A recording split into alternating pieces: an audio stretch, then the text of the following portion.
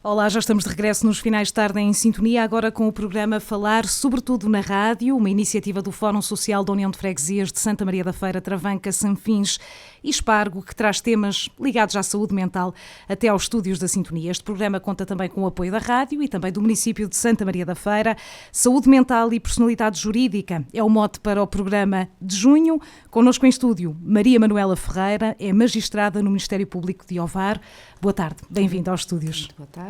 Também connosco Paulo Horta, é psiquiatra e presta também assessoria em tribunais. Paulo, bem-vindo também. Muito obrigado pelo convite. Muito bem. É um gosto de estar cá. Já vamos falar sobre o tema que nos traz cá, mas antes uma pergunta mais macro, até porque desde a pandemia da Covid-19 penso eu que a saúde mental entrou em voga, houve mais holofotes também virados para esta questão. Este programa existe desde 2020 também com esse mote, desmistificar preconceitos, informar a população. Que importância, Paulo, começando por si, é que tem este tipo de iniciativas levada a cabo pelo Fórum Social? As iniciativas que permitem empoderar, digamos assim, as pessoas em geral, são sempre muito, muito importantes, não é? Ao nível da rádio, da televisão, ao nível do poder local, ao nível do associativismo, não é? Dos grupos culturais, é muito, muito importante, não é? Assim como outras associações. Eu dou apoio a uma associação que é a ADEP, que é Doentes Bipolares, Depressivos e Bipolares, que tem exatamente essa função de combater o estigma e permitir partilhar situações que são extremamente difíceis. Digamos, a doença bipolar é uma doença complexa, não tem tão mau prognóstico como as pessoas podem julgar, porque sendo bem tratada a evolução pode ser boa. No fundo, isso é muito importante. Digamos que a doença mental tem sido o parente pobre da saúde em geral, mas com os avanços que têm havido, os prognósticos são muito bons, têm evoluído os tratamentos e, portanto, muito menos frequentemente são necessários internamentos e, portanto, desde que as pessoas tenham condições em casa, podem manter-se em casa, podem recuperar a sua atividade profissional se tiverem acesso a ela, não é? Coloca-se questões com pessoas que têm limitações, handicaps, que muito mais dificilmente são colocadas e tinham condições para isso, não é? Se lhes fossem... Há tarefas, digamos assim, que mais facilmente seriam desempenhadas por pessoas com algumas limitações cognitivas, porque são repetitivas e as pessoas sentem-se valorizadas por fazê-las e, infelizmente, há poucas oportunidades das pessoas terem acesso ao trabalho protegido, não é? Que era de uma extrema importância para o bem-estar, e nós vemos isso nos processos de acompanhamento maior, não é? Encontramos todo o tipo de pessoas e algumas que até estão integradas, digamos assim, não é?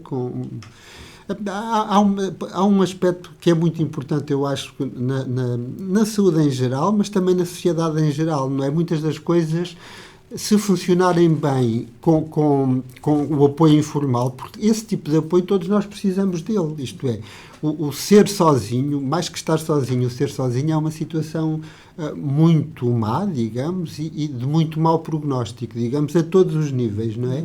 E, portanto, todos nós precisamos de algum apoio informal, eu também, não é? E, portanto, a minha saúde em geral e a minha saúde mental funcionará muito mais se eu estiver integrado e se tiver esse apoio informal a funcionar, se ele funcionar bem, portanto, mas claro que o apoio informal funciona muito melhor se houver o tal empoderamento, se as pessoas lidarem bem com as situações, se o estigma pesar muito menos, não é? É mais Era isso fácil. Que lhe ia perguntar, enquanto profissional da área, sente que o estigma tem vindo a diminuir no que toca à saúde mental? Ou que ainda há um caminho a percorrer? Há sempre caminho a fazer. Eu acho que há sempre caminho a fazer, não é? Até porque surgem outros estigmas todos os dias e os estigmas como que se contaminam uns aos outros, não é? Isto, a suspeita, o receio, o medo do outro provoca esse medo do que é diferente. E às vezes nem sequer, porque diferentes somos todos, não é? E às vezes nem sequer é do que é diferente, é do que possa parecer diferente, não é? Portanto, tudo quanto aponte nesse sentido, para a segregação, para o olhar para o outro de lado, não é? tem repercussões seguramente também na saúde mental, não é? Portanto, alguém que...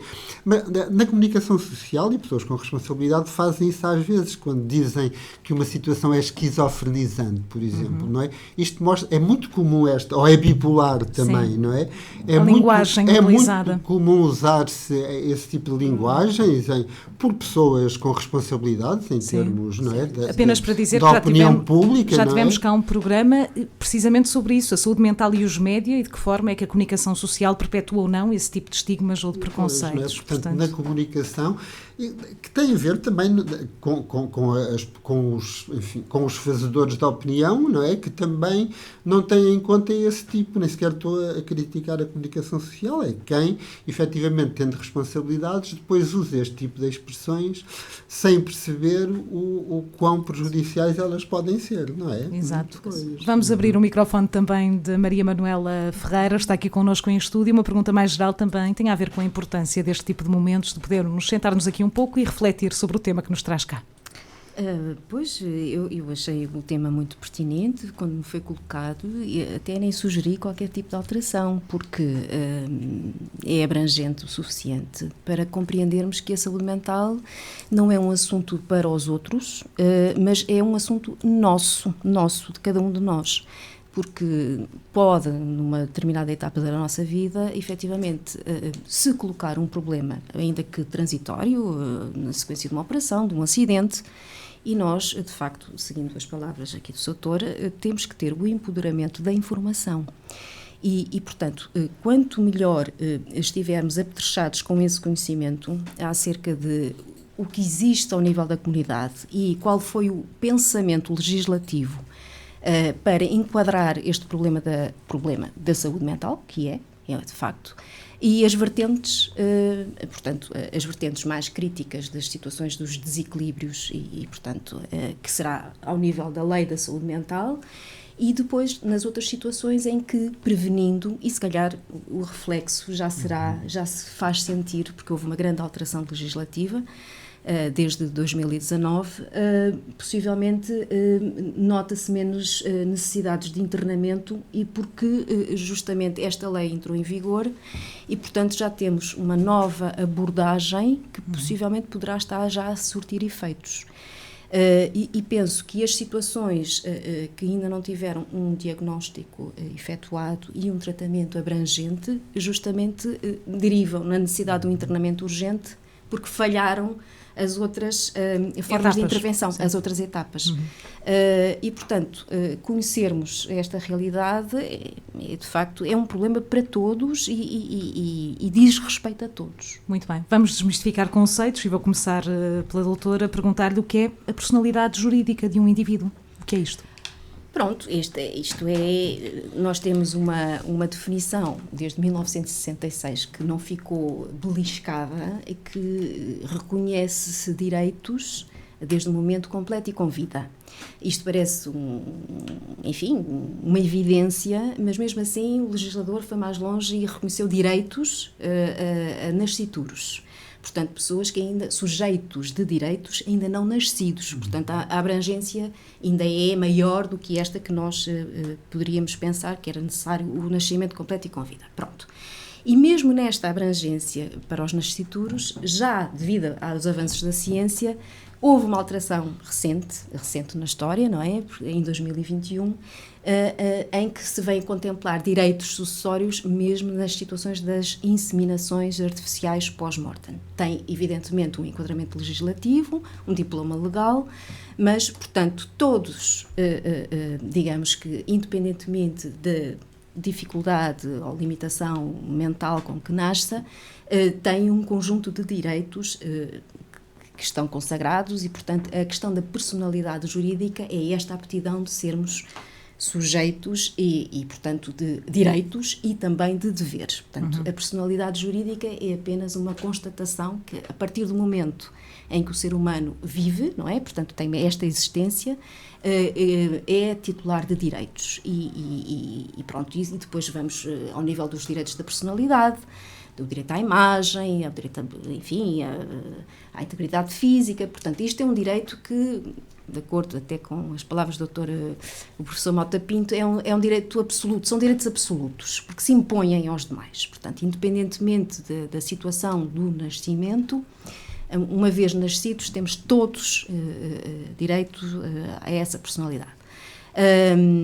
Depois temos os ataques à personalidade, portanto, estes direitos de personalidade têm, de facto, as consequências para os infratores, que seja ao nível criminal, e, portanto, as situações de ataques à integridade física, à reputação da pessoa, portanto, temos os crimes de difamação, portanto, temos uma panóplia de incriminações quando estes direitos de personalidade, que estão consagrados não só na lei, mas também na própria Constituição, são atacados. Nas situações de infrações de menor gravidade, temos a responsabilidade civil. Portanto, temos o direito à indemnização e tudo mais. Portanto, isto é um conjunto de direitos que está, desde o nascimento consagrado e, portanto, esta é a grande orientação. Portanto, personalidade jurídica temos todos a partir do momento em que nascemos e, portanto, é um direito comum a todos. Sim. Depois, temos a questão, aos 18 anos adquirimos a nossa capacidade plena, não é? De tomar as nossas próprias decisões ao nível pessoal e patrimonial e depois existem, de facto, as tais limitações com que os tribunais se vão deparando e as famílias se deparam, que há situações em que, de facto, aos 18 anos, devido a situações de incapacidade, mostra-se mesmo necessária a intervenção, por vezes, judicial. Aqui é absolutamente essencial compreender que, quando estamos já ao nível da intervenção judicial, ao nível seja da lei da saúde mental, seja através do regime do maior acompanhado, nós temos sempre a absoluta necessidade do parecer médico. Temos conhecimentos jurídicos, mas nesta parte, de facto, é o parecer médico que norteia, basicamente, e o tribunal baseia-se também nas suas decisões, também nas perícias. E, portanto, é fundamental este diálogo, não é, entre a medicina e o mundo do jurídico, na abordagem da saúde mental. Muito bem. Se calhar passava a palavra ao Dr. Paulo para falarmos sobre que tipo de situações clínicas é que podem configurar aqui impedimentos ou ser necessário recorrer ao regime de maior acompanhado. Já vamos também desmistificar o que é este regime de maior acompanhado, mas primeiro perceber que tipo de situações clínicas é que podem levar a esta tomada de decisão. Não, como a doutora disse, uma das situações são as crianças que por idade deixam de ser crianças, mas efetivamente em termos do seu desenvolvimento cognitivo não deixam de ser crianças e, portanto, continuam a ter necessidade, podem ter evoluído e evoluem naturalmente, não é? Mas nós sabemos que o apoio do ensino especial tem vantagens enormes porque permite que as pessoas se integrem em escolas normais e isso com apoio especial, mas são sempre com currículos alternativos e, portanto, vemos pessoas com o 12º ano que efetivamente quase não sabem ler, mas não deixou de ser importante a passagem, o seu percurso académico, pela sua integração e tudo isso, mas em termos de aptidão, de aquisição de aptidões, realmente ficaram muito aquém, não é? E, portanto, eles vão continuar a precisar de ser apoiados como precisaram desde que nasceram, no fundo, não é? E, portanto, essas são situações na população jovem as mais comuns, não é? Hoje em dia temos um outro problema muito grande, que é uma grande parte da população tem a minha idade ou mais, não é? Portanto, na população idosa também começam a surgir as demências, algumas muito precoces, até outras mais tardias, algumas relacionadas com o próprio processo de envelhecimento, mas que há perda realmente de capacidades cognitivas, há defeitos cognitivos e também que passam a precisar da intervenção também judicial, no sentido de ser determinado que tipo de apoio é possível, não é? Voltando um bocadinho, depois a doutora falará disso, mas há uns tempos atrás, quando eu comecei a ter contacto, já foi há muitos anos, com estas situações, era interdição e inabilitação, digamos, não é? Neste momento agora é um bocadinho diferente e permite um escalonamento diferente do tipo de apoios, não é? Há uma coisa curiosa, que é assim, ao contrário do que se pensa, quer o acompanhado, quer o acompanhante, fica muito mais protegido quando este processo avança, porque as decisões maiores são acompanhadas também pelo Poder Judicial, no sentido de proteger, não é é mais alguém a proteger, se quisermos, não é? E não de condicionar. Exatamente, é de proteger, não é? E, portanto, há um risco menor das pessoas poderem ser prejudicadas na gestão dos seus bens, bens materiais ou não materiais também, não é? De todos na sua saúde também, tudo isso, não é? Isso é um aspecto muitíssimo relevante. Depois há outras situações, há os acidentes, e esses podem passar por todas as idades, há os AVCs, que são muito, muito frequentes e que limitam muito, muito as pessoas. Do ponto de vista cognitivo e motor, porque às vezes a incapacidade tem muito a ver com a associação se a pessoa fica incapacitada, se não pode sair de casa, ou no mínimo sozinha, se não consegue assinar, por exemplo, fica limitada também nas suas competências, nos seus direitos, digamos, não é? E, portanto, também todas as pessoas, digamos assim, que sofrem este tipo de acidentes, não é? Têm a ganhar, sobretudo, lá está, em algumas situações, o tal apoio informal, e no tribunal às vezes percebe-se isso, que se funcionasse bem o apoio informal, nem sequer, embora neste momento também as instituições exigem mais, seja a segurança social, não é? Sejam os bancos, quando percebem que há alguma dificuldade, às vezes não deixam mexer e obrigam a que o processo avance e, portanto, o apoio informal fica condicionado por isso, digamos, não é? Porque, sei lá, para passar a frequentar um centro de dia e fazer o respectivo pagamento só o pode fazer se houver quem assuma a responsabilidade do pagamento, digamos. A mesma coisa numa ERP são os lares atuais, não é? Sim.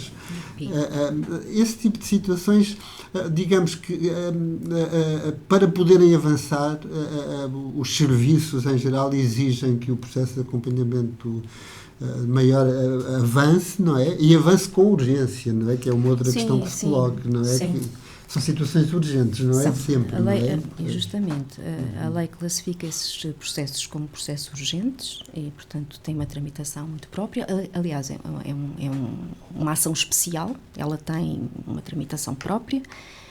Em tudo o que não está regulado vai buscar os princípios da jurisdição voluntária, o que significa que as decisões não são, digamos, há a questão do trânsito na mesma, porém podem ser revistas a todo o tempo. E, portanto, à medida que a situação evolui, de saúde, seja no sentido do agravamento ou na recuperação, as medidas vão sendo ajustadas à necessidade da pessoa. Ou seja, quem requer o estatuto de maior acompanhado não quer dizer que seja uma situação permanente, pode ser reavaliado. Pode ser sempre reavaliado. Aliás, é obrigatório a reavaliação. O Código Civil estabelece essa obrigatoriedade de 5 em 5 anos, no máximo, ou em situações em que a própria sentença determine um prazo inferior. Eu acho muito importante esta questão das revisões, porque isto também passou a ser aplicado aos processos anteriores, às interdições e inabilitações. E, portanto, agora temos, ao final de 5 anos de execução da lei, praticamente revistas todas as situações anteriores. Não só porque a tal questão da igualdade de tratamento, não é? E, portanto, houve a necessidade de reavaliar situações anteriores à entrada em vigor da lei e adaptar novamente, ou pelo menos criar medidas em função da situação atualizada de cada beneficiário. Eu gostaria apenas de chamar aqui a atenção ou realçar que existem, de facto, critérios legais e esta alteração não surge por acaso. O Estado português ratificou uma convenção, que é a Convenção, nós chamamos-lhe a Convenção de Nova Iorque, porque ela foi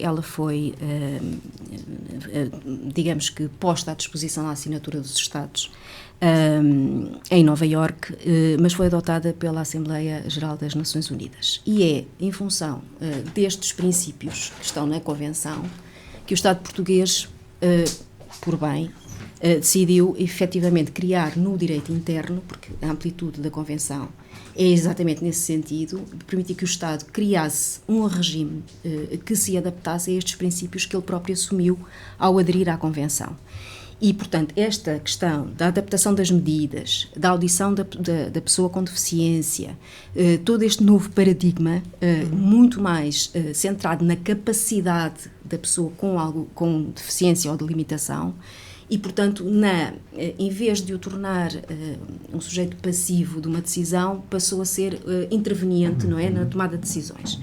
E, portanto, isto também, de certa forma, vem contribuindo para um certo bem-estar ao nível de saúde mental, porque, de facto, são auxiliados na tomada de decisões. Portanto, e depois há um conjunto de direitos pessoais que o legislador entendeu manter intactos, digamos, a menos que a decisão judicial retire esse direito. E, portanto, ao nível, por exemplo, de pequenos negócios da vida comum, portanto, pequenas transações, de comprar a comida, portanto, fica salvaguardado a esse nível. E, portanto, essa alteração legislativa realmente depois também teve ramificações na lei da saúde mental. E, portanto, esta questão do internamento urgente, que agora chamamos, antes era o internamento compulsivo, agora passou a ser o internamento urgente involuntário, possivelmente haverá menor incidência. O Soutor poderá melhor, talvez, falar sobre isso, mas isto possivelmente será o resultado da boa aplicação da lei da saúde mental, da lei do acompanhamento, portanto, do maior, do novo regime. E porquê? Porque há medidas em que, de facto, o acompanhado passa a ter alguém que até vigia a própria medicação, idas a consultas, e, portanto, está mais centrado na saúde e no bem-estar da pessoa do que propriamente na gestão patrimonial. E isto é importante. Penso que... Eu estava... Sim, Dr. Paulo. Posso? Claro que sim. Não, há aspectos assim muito relevantes. Podíamos pensar, a partir do momento em que áreas da saúde mental passam também para a esfera judicial, que isso poderia prejudicar, podia estigmatizar mais. Não é de todo verdade, na minha experiência. Eu não sei dizer bem em relação aos internamentos ou tratamentos compulsivos, porque entretanto reformei-me e estou menos a par dessas situações, portanto agora não tenho atividade. E nos últimos anos também estava mais ligado à formação e, portanto, não fazia urgências e isso escapava-me mais isso. Portanto, não sei exatamente se há mais ou menos, mas até isso foi uma mais-valia, não é? Porque, curiosamente, todos os implicados ficaram menos... Isto é meio verdade, nomeadamente em relação aos técnicos de saúde, porque os técnicos de saúde também eles, por si só, têm problemas de estigma, digamos, não é? E também temos que trabalhar isso, não é? Pelo facto de termos técnicos de saúde, que o estigma fica resolvido e ultrapassado. E, portanto, isto vale para todos os técnicos de saúde, mesmo que eles agora sejam da esfera judicial, digamos, não é? Mas a minha experiência nesse aspecto, nestes quase 30 anos, digamos, é fantástica. Porque realmente há uma atenção,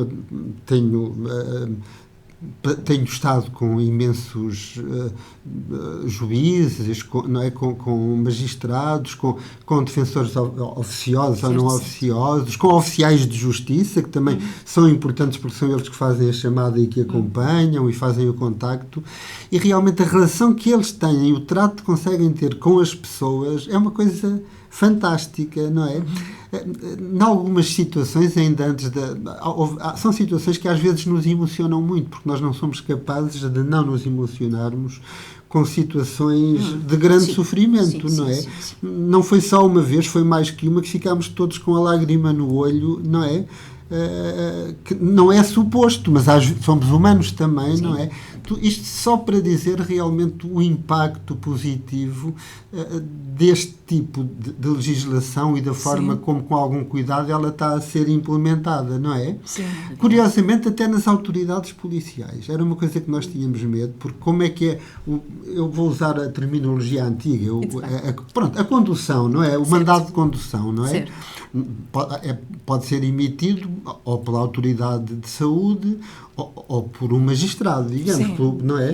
Não, está afastado. Nós, de facto, não temos competência para emitir mandatos de condução. Nessas situações em que verificamos que há ali um perigo iminente, porque a pessoa está com um surto psicótico e, portanto, iminente que haja perigo para ele próprio ou para terceiros, aquilo que, na medida em que não temos competência para emitir os mandados de condução à urgência psiquiátrica, ou comunicamos à polícia ou comunicamos à autoridade de saúde pública, porque contém um tal registro, não é? Poderá verificar, exatamente, e poderá verificar se existe histórico de comportamento, não é, que justifique a condução. Sim. Portanto, nós temos também de ter este tipo de cautelas, no sentido de que só mesmo situações que justifiquem que a pessoa seja conduzida, não é? Porque, de certa forma, é mesmo uma privação de liberdade, não é? Porque a pessoa é conduzida pela polícia a uma urgência psiquiátrica. É uma situação que entra na esfera do criminal exatamente por isso, justamente. Não é por ser crime, mas é porque há uma...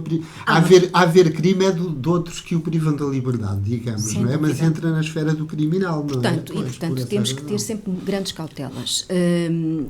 Quando a autoridade policial, ela própria, verifica, não é?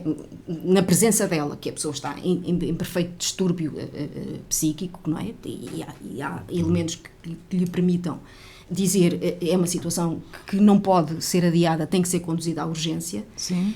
Depois vem, no fundo, se confirmar que há uma situação de doença mental, um surto, um desequilíbrio, a pessoa é vista na urgência, o médico que atende emite, de facto, uma declaração nesse sentido, é perguntada à pessoa se aceita o internamento e se a pessoa não estiver capaz de emitir uma decisão válida, efetivamente depois passa a ser confirmado depois, em função dos elementos que chegam ao tribunal, e tudo isto é muito rápido. São as 48 horas e nós temos que, de facto, ali prazos muito estritos. Essa é a vertente quando, efetivamente, a pessoa está num surto psicótico ou numa situação de grande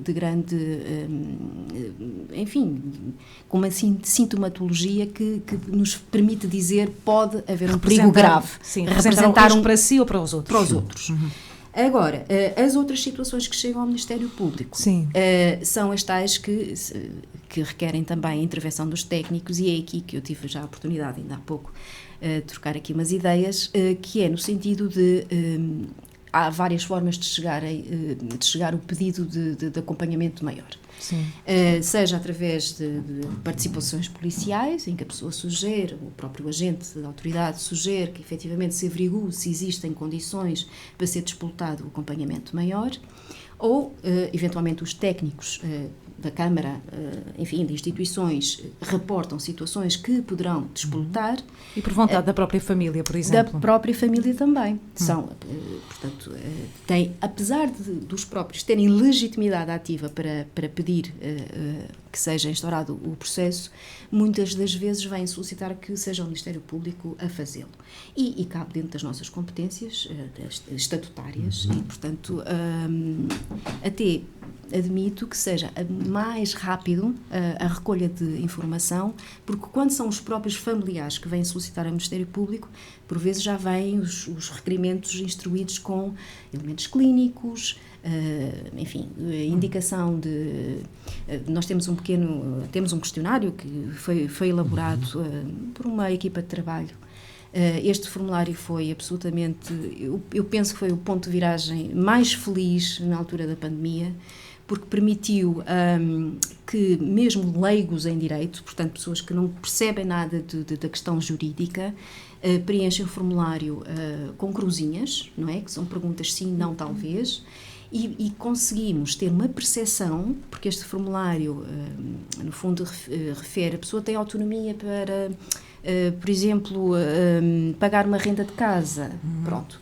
A pessoa tem autonomia para fazer as suas próprias refeições, come pela sua mão. Portanto, isto são tudo índices que nos permitem perceber qual é, efetivamente, o grau de limitação da pessoa.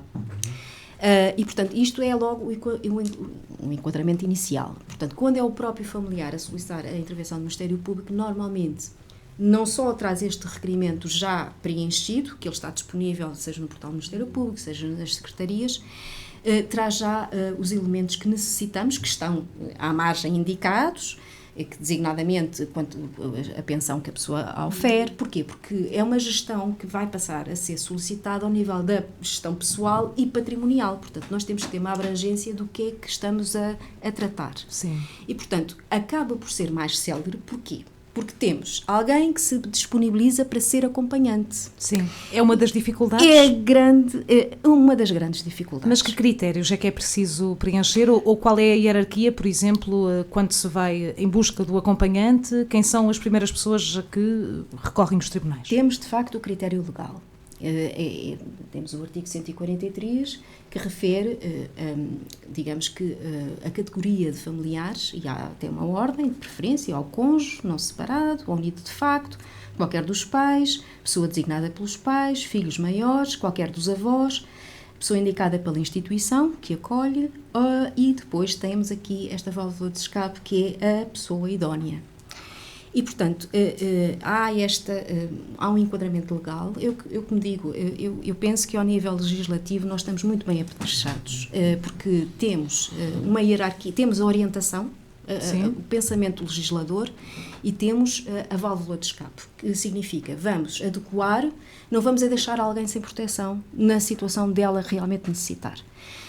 A grande dificuldade, de facto, com que nos deparamos, porque, entretanto, ao nível das instituições estamos todos em sintonia, ao nível mesmo médicos, quando o Ministério Público solicita elementos, havendo, de facto, da nossa parte indicação que estamos a reunir documentação para a instauração desta ação, todos os demais intervenientes são muito céleres a prestar informação. E, portanto, aí digamos que já tenho um acompanhante, temos um acompanhante que se predispõe, não é?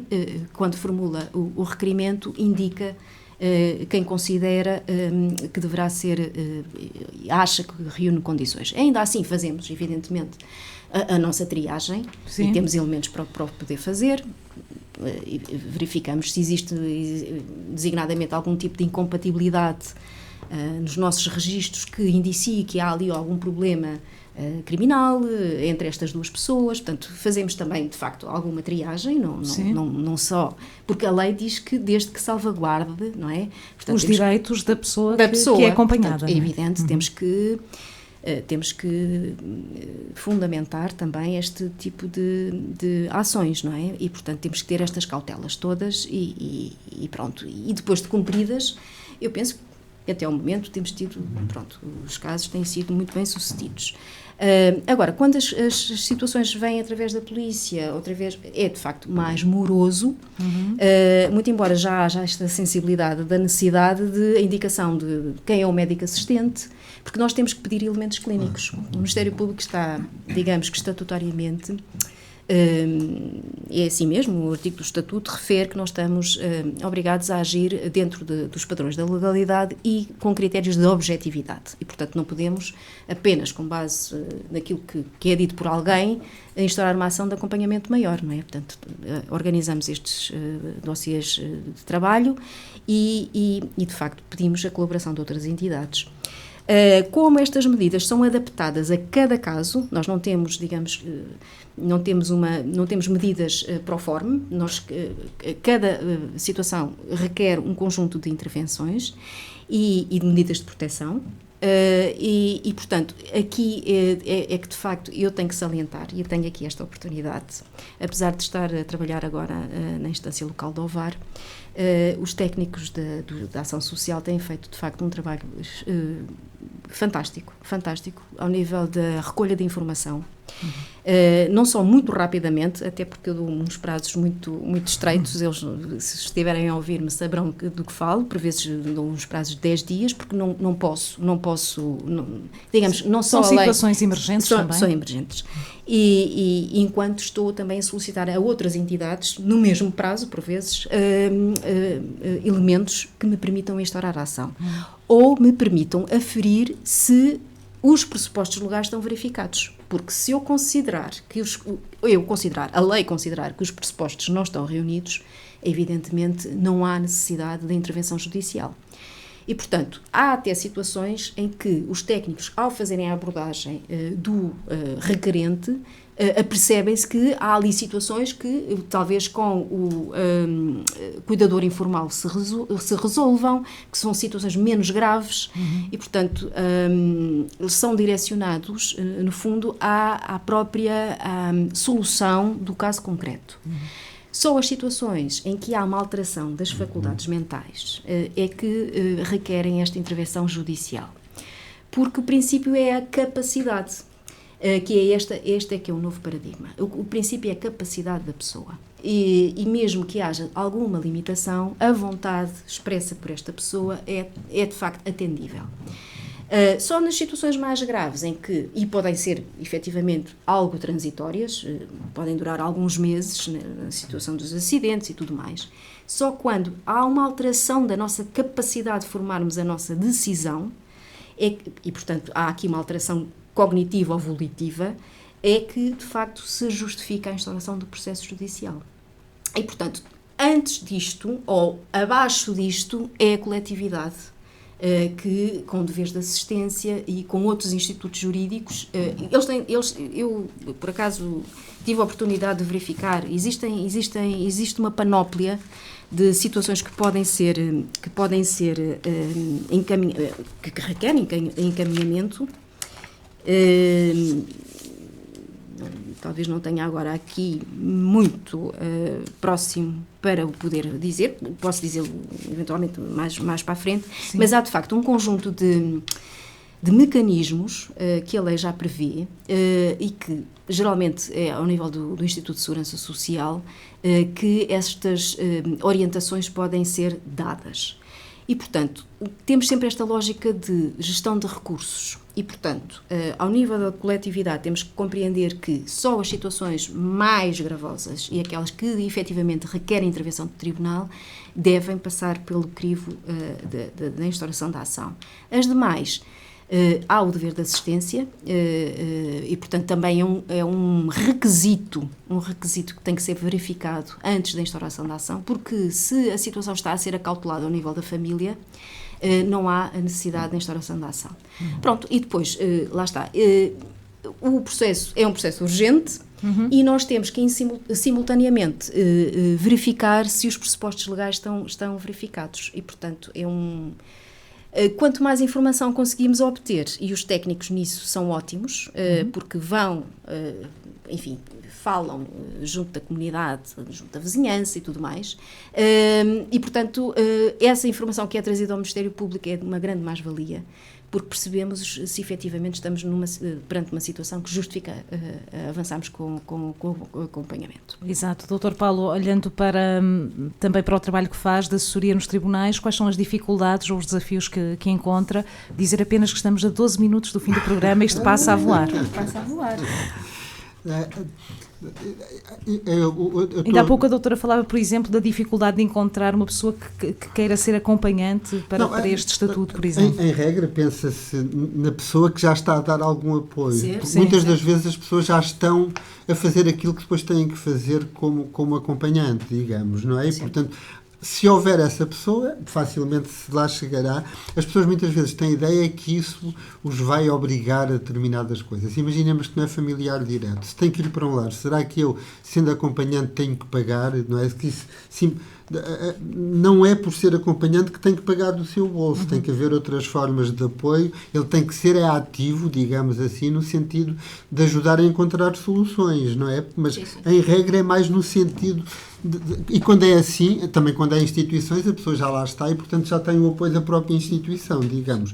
Há outras situações em que é bastante mais difícil, mas a ideia que eu acho que prevalece aqui é que o acompanhamento maior é sempre para proteção. Às vezes em coisas básicas, não é? Por exemplo, eu até hoje avaliei, estive na audição e depois no exame médico de uma senhora que está com processo demencial, mas está no centro de dia, mas ainda fica em casa, sozinha.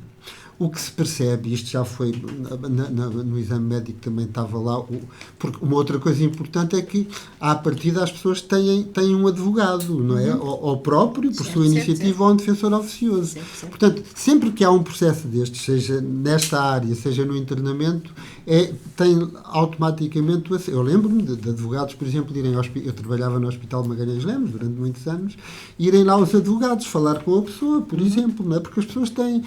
E às vezes, coitados, iam meio perdidos porque não sabiam exatamente o que iam encontrar, mas é uma garantia de defesa, digamos, de que os seus direitos são acautelados. Exatamente, é muito importante. Mas este exemplo desta senhora, o que foi possível, e eu vou pôr isso no meu relatório, é que é perigoso ela ficar sozinha em casa, não é? E, portanto, provavelmente, quando um dos irmãos, for nomeado, aliás, o irmão que ia acompanhar já foi sensibilizado para isso, não é? E, portanto, realmente, já neste momento, é perigoso a senhora ficar sozinha, porque nós encontramos situações de idosos que, à meia da noite, saem, se perdem, e depois não. São vários, digamos, e, portanto, a ideia é prevenir, não é? Agora, situações assim extremas. Eu recentemente, isto é possível, penso eu, agora neste sistema, não é? Com a nova legislação de acompanhante maior. Pela primeira vez vi o pedido ser feito pelo próprio candidato a ser acompanhado. É uma coisa incrível, não é? Mas para mim foi uma surpresa, não é? Isto é possível porquê? Porque ele tem capacidades. Sim. Mas sente nele uma limitação grave. Neste caso, por exemplo, é a gestão de dinheiro, de contas bancárias e isso. E, portanto, para ficar acautelado, ele próprio falou com o pai e disse: temos que arranjar maneira de eu não poder desbaratar o meu dinheiro. E, portanto, como é que isso fica acautelado? Não é? Porque é que teve que ser assim? Porque os bancos incentivavam... Eu estou a ser malzinho com os bancos, mas percebem o sentido? De alguma forma, os bancos querem movimentar dinheiro. E, portanto, ele, que já de si tinha problemas do jogo e isso, não é? Facilmente caía nisso, não é? E o pai não tinha, mesmo querendo ele, o pai não tinha outra forma de controlar isso. E, portanto, ele próprio avançou com o processo de maior acompanhado para ficar limitado, digamos assim, para sozinho não poder tomar decisões nessa área em que ele reconhecia que tinha condições. E era uma pessoa que tinha uma companheira, que vivia com ela, não é? Então, portanto, noutras áreas as coisas estavam a funcionar razoavelmente. Nessa, não. E ele próprio teve essa iniciativa. Eu acho que é uma situação bonita, não é? Sim. Há outras muito complicadas, porque isto, eu acho que nem o direito nem a medicina são ciências exatas. Também não sei bem se existem ciências muito exatas, mas estas não são seguramente, não é?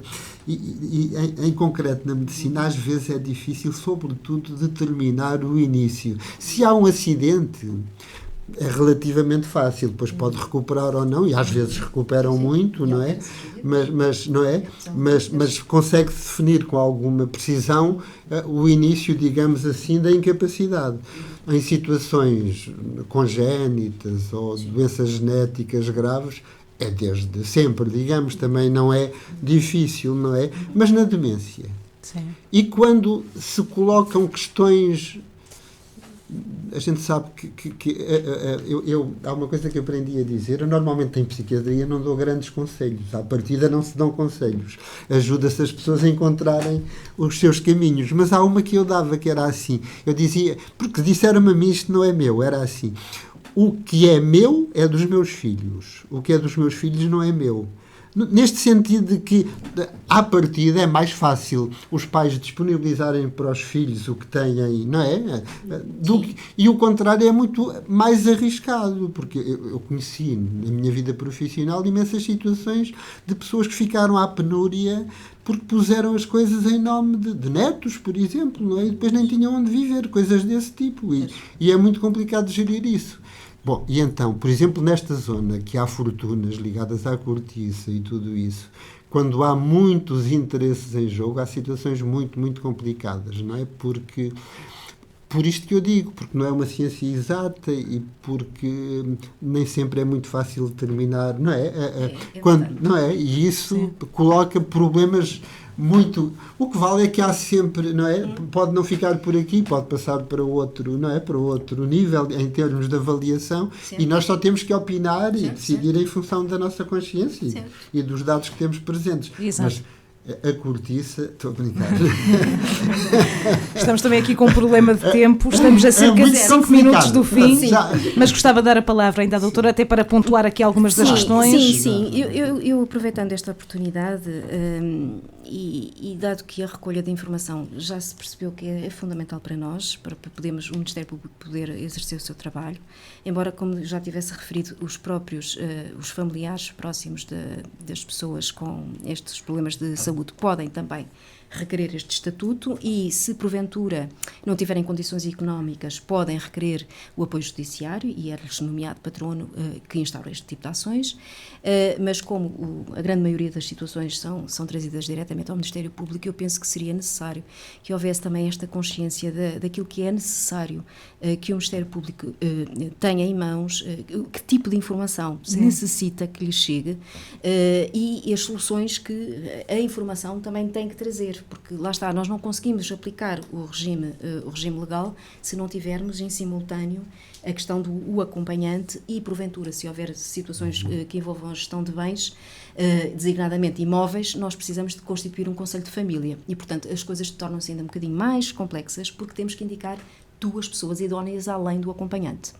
O acompanhante também não terá que ser uma única pessoa, podem ser 2, ou até mais, cada uma numa vertente. Por exemplo, o que vive mais próximo, zelar pelo dia-a-dia, pela higiene, pela alimentação, pela medicação, e o outro que tem maior capacidade, enfim, exatamente, outro para compras e gestão patrimonial.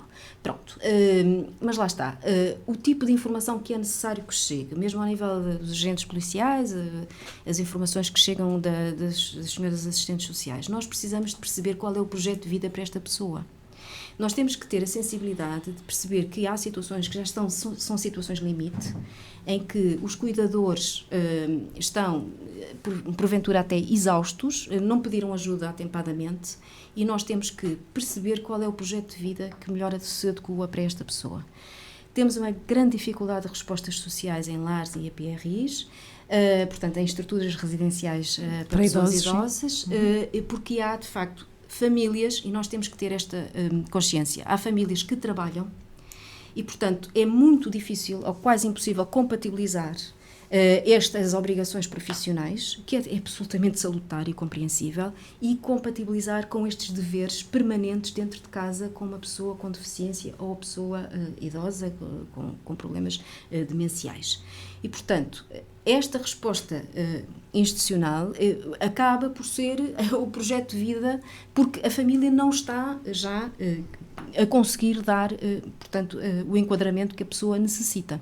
E, portanto, esta informação qual é não só o aspecto atual da situação, e pegando no exemplo que o doutor referiu, qual é o projeto de vida para esta pessoa.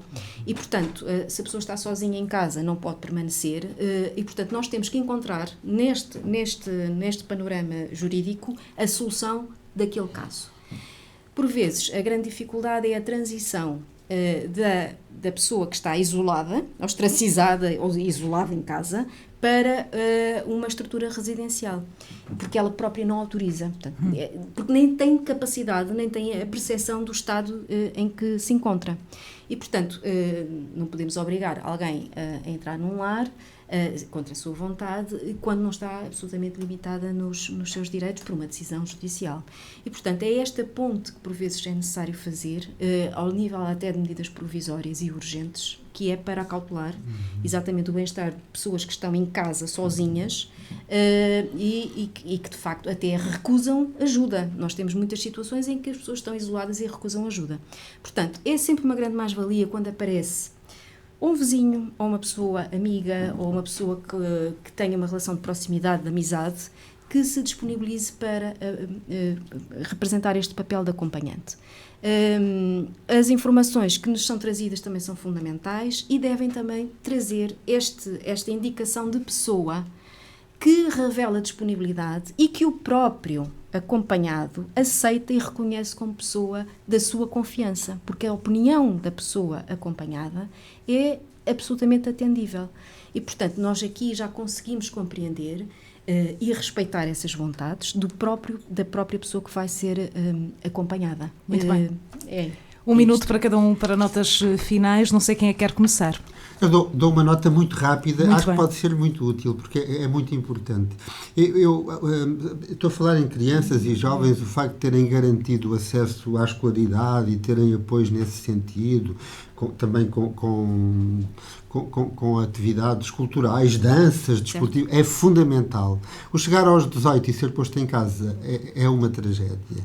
E neste momento há nuances, digamos, legais que obrigam as pessoas a estar em casa e isso devia ser ultrapassado. Normalmente as SERCIs, por exemplo, o que usam é integrar as pessoas em cursos de formação e, portanto, durante X tempo andam lá, mas depois têm que ficar um ano ou não sei quanto tempo em casa sem poder... E esses cortes, digamos assim, são terríveis para o próprio e para a família, claro. E, portanto, isto devia ser ultrapassado. Era o meu apelo, digamos assim, se tiverem autoridades a ouvir-nos, de maneira a que se arranje, não é? Uma outra coisa muito rápida que é assim, não há, por exemplo, não há autismos. Não há autismo, há autismos, há espectro do autismo e cada situação é uma situação, assim como não há esquizofrenia, há esquizofrenias, há doença bipolar, não há atraso mental, há atrasos mentais e até cada pessoa com um problema destes é uma pessoa em desenvolvimento e, portanto, é diferente no dia-a-dia e, portanto, também vai evoluindo e, portanto, é importante que todos estejamos disponíveis para acompanhar essas possibilidades porque tem-se encontrado muita gente que nestes processos de acompanhamento vai tendo diminuídas as medidas. Porquê? Porque, entretanto, começa a conseguir conviver, integra-se no trabalho, cumpre, de repente quase que fica com as medidas que ele acha que está bem em casa dos pais e que está bem que os pais o ajudem, tenham um nome na conta também, então pronto, se ele acha bem fica assim. Se calhar não precisava, mas às vezes impormos também mudanças, também temos de ter alguma cautela, não é? Algumas delas, sim. Mas há situações incríveis que o prognóstico parecia muito, muito mau e as situações, e também, porque isto depois desbloqueia, porque depois não é só os pais a imporem, entre aspas, é em termos sociais as coisas a funcionarem, o haverem regras, não é? E haver um apoio também judicial, mas um apoio, estamos a falar de apoios, isso é uma mais-valia social incrível mesmo. Muito bem. Dr. Paulo Horta, obrigada pela presença, também por terminar com esta nota positiva. Doutora Maria Manuela, vamos terminar consigo. Como é que quer fechar a conversa? Eu gostaria de... Esta conversa foi interessantíssima. Eu gostaria de terminar a conversa dizendo que, por vezes, a pessoa não tem ideia da mais-valia que pode representar só a sua própria presença na vida de alguém. E, portanto, sairmos dos nossos mundos e estarmos presentes na vida dos outros seria de uma maior importância. Noto que esta questão da saúde mental está relacionada também com um grande isolamento, com o envelhecimento da população e estamos ainda, estamos a lidar com as consequências da pandemia, em que houve um grande isolamento social. As pessoas precisam de se sentirem apoiadas. E, portanto, criar estas pontes para as pessoas deixarem de estarem tão isoladas. Estas associações recreativas, culturais, a música, todos estes, todas estas ferramentas que dispomos devem estar não só disponíveis para jovens, têm que estar disponíveis para também as pessoas com deficiência e também para pessoas idosas. Isto vai fazer seguramente uma grande diferença no próprio bem-estar e na recuperação. Muito bem. Doutora Maria Manuela, muito obrigada também. Obrigada a ambos por estarem presentes aqui no programa Falar Sobretudo na Rádio. Fica por aqui. Lembrar que esta é uma iniciativa promovida pelo Fórum Social da União de Freguesias de Santa Maria da Feira, Travanca, Sanfins e Espargo. Conta com o apoio da Rádio Sintonia e também do município de Santa Maria da Feira. Da minha parte é tudo por hoje. Continuação de uma boa quarta-feira. Um bom feriado na companhia da Sintonia.